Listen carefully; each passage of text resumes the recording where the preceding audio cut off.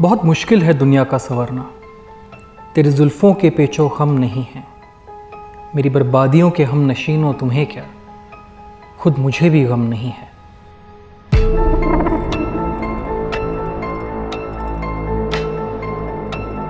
In January this year, Sharjeel Imam, a PhD scholar at the Jawaharlal Nehru University, completed 5 years behind bars.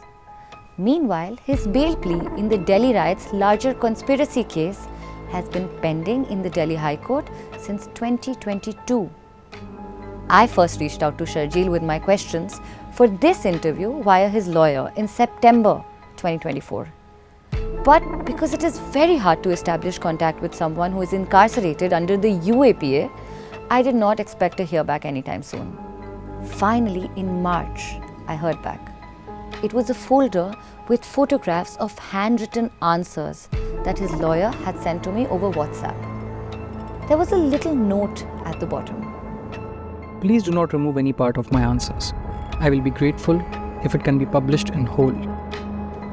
We have tried to honor Sharjeel's request and have sparsely edited this interview to allow Sharjeel Imam a sense of agency that the state and the society frequently deny its prisoners.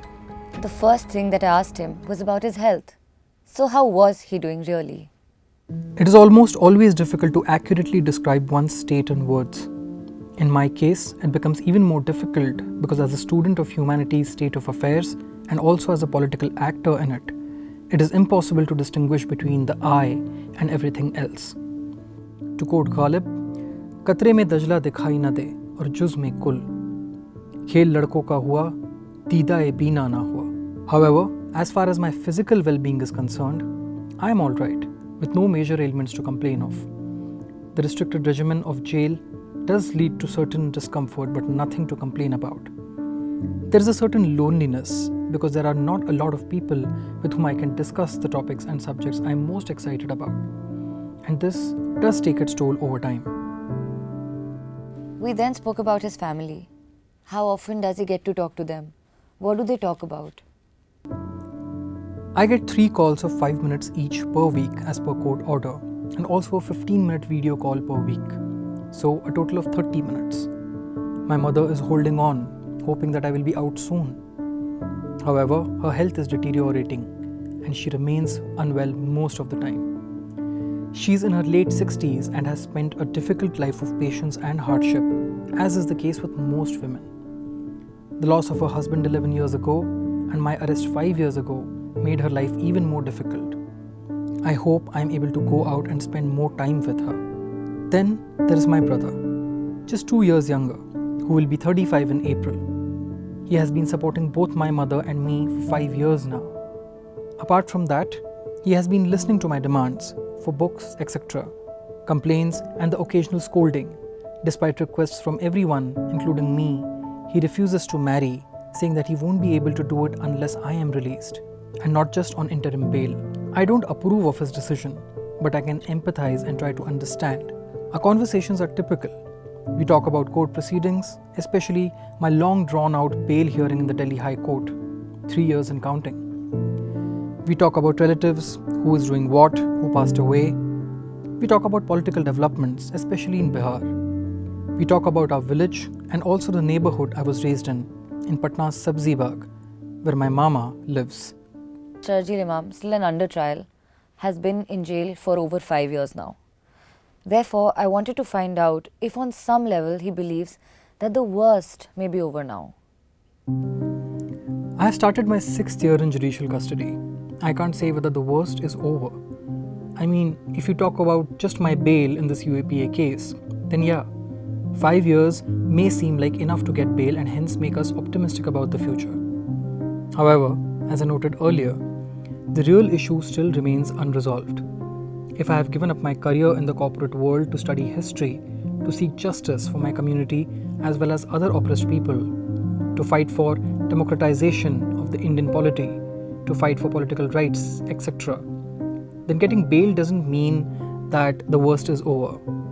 Such an analysis would mean that the fascists have won in scaring us into submission.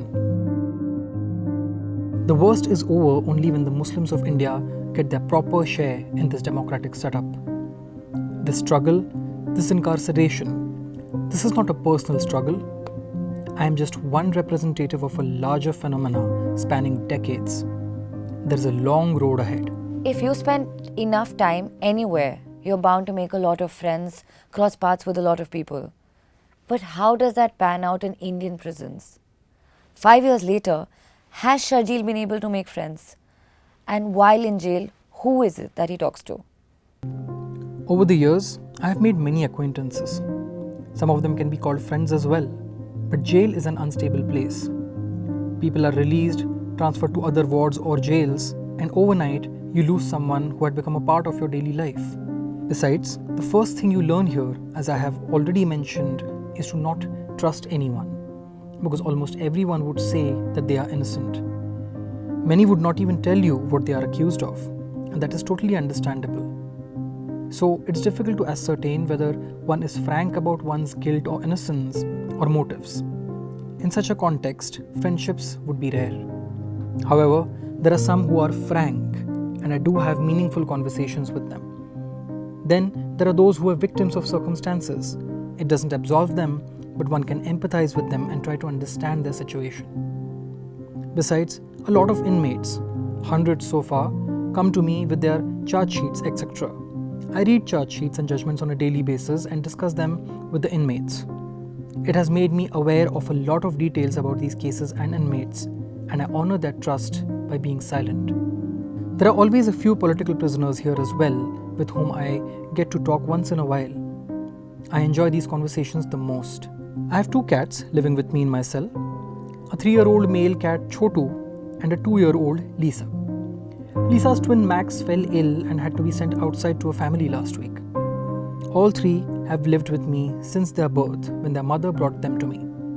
2 of them are still with me. Chotu, especially, is my best friend here.